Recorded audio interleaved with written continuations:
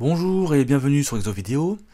Ici dans cet exercice, nous devons remplir un tableau de solde intermédiaire de gestion, ici, celui-ci, avec donc à gauche les produits, au milieu les charges, et par différence on trouvera donc nos fameux SIG, les soldes intermédiaires de gestion.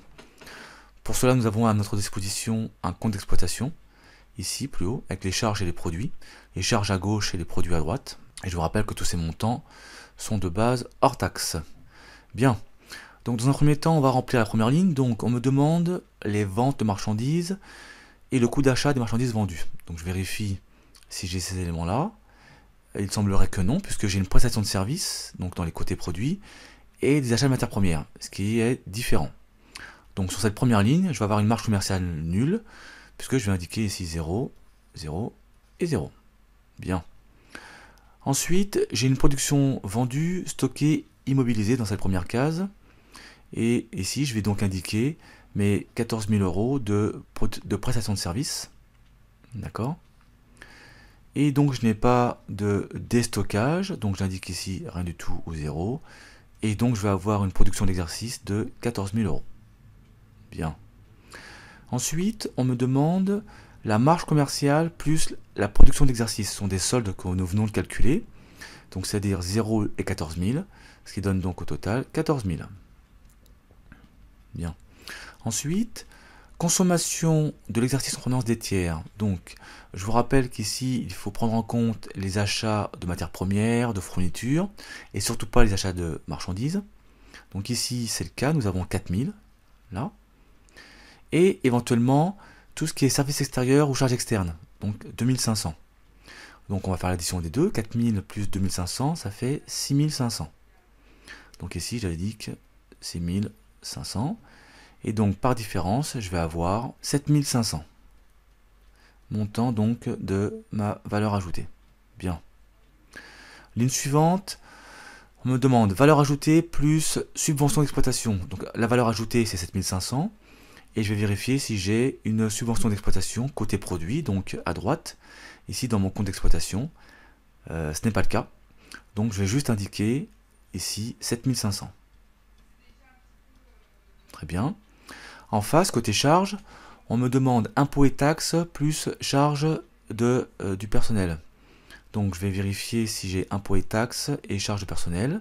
Donc j'ai impôts et taxes ici effectivement pour 1005 et 2005 pour les charges de personnel. Donc la somme des deux me donne 2 et 1, 3, ça fait 4000. Donc ici j'ai 4000. Et donc par différence, j'obtiens 3500 euros pour ce qui sera ici un excédent brut d'exploitation car le solde est positif. Ligne suivante, on me demande de reprendre le BE, donc qui veut dire excédent brut d'exploitation, donc 3500, plus éventuellement autres produits et reprise des transferts. Donc je vais vérifier si j'ai des éléments. Donc autres produits, donc je n'ai pas la ligne autres produits. Par contre ici j'ai bien des reprises. Donc je vais tenir compte des 2000. Donc je vais avoir au final dans cette case le BE 3500 et 2000. Donc ça fait 5500. Ensuite en face, ou IBE, je n'ai pas de IBE puisque j'ai déjà un solde positif côté gauche. Donc je peux pas parler en même temps. Je vais donc vérifier côté charge dans mon compte d'exploitation si j'ai une ligne qui s'appelle autre charge ou éventuellement des DAP, des amortissements. Donc je vais vérifier. J'ai effectivement ici 200 euros d'amortissement, mais je n'ai pas une ligne autre charge. Donc ici, je n'ai que 200 à indiquer. Donc 5500 moins 200, ça me donne un solde positif de 5300. Un résultat d'exploitation de 5300 euros. Ensuite, on me demande de reprendre ce solde et d'ajouter éventuellement des produits financiers. Donc je vais vérifier si j'ai des produits financiers dans mon compte d'exploitation à droite. Effectivement, j'ai 1500 euros de produits financiers. Donc 1500 euros plus 5300, ça me donne 6800 euros. 6800 euros. Ensuite, ou résultat d'exploitation, je ne peux pas avoir ici un résultat d'exploitation puisque j'ai déjà mis à gauche côté produit puisqu'il était positif. Et je vais vérifier si j'ai des charges financières dans mon compte d'exploitation, côté charge, donc à gauche. Et effectivement, j'ai 1500 € ici de charges financières. Donc dans cette case, je vais indiquer 1500. Par différence, on trouve donc 5300 € pour le résultat courant avant impôt. Concernant la partie exceptionnelle, puisque ensuite on me demande uniquement des éléments exceptionnels, donc je vérifie ce que j'ai dans mon compte de résultat. Alors j'ai 250 en produit et 150 en charge. Donc ça va vous faire un solde de 100. Donc 250 et 150. 250, 150, 100. Ensuite, on me demande de reprendre dans un premier temps le résultat courant avant impôt. Donc ici, je vais avoir 5300 à prendre en compte dans cette case ici. Ensuite, je vérifie, j'ajoute le résultat exceptionnel, donc ici 100. Donc je vais avoir ici ce montant-là et celui-ci. Ça nous fait donc 5400 dans cette case, la somme des deux. Ou résultat courant avant impôt, on ne peut pas le mettre puisqu'on l'a déjà mis à gauche puisqu'il était positif. Idem pour le résultat exceptionnel.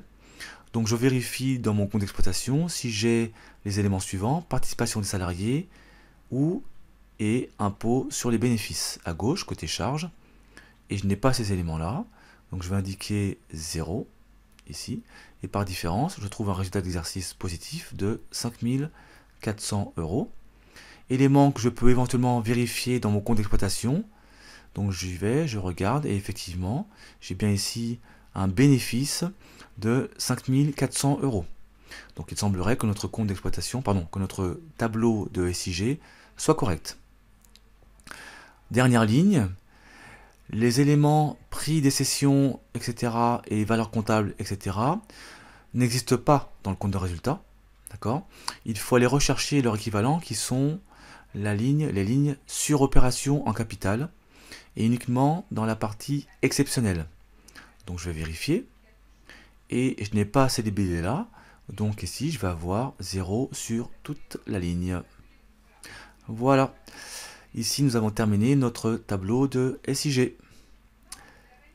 Surtout n'hésitez pas à laisser un commentaire ou une question en dessous de la vidéo ou alors sur notre page Facebook ou sur notre compte Twitter.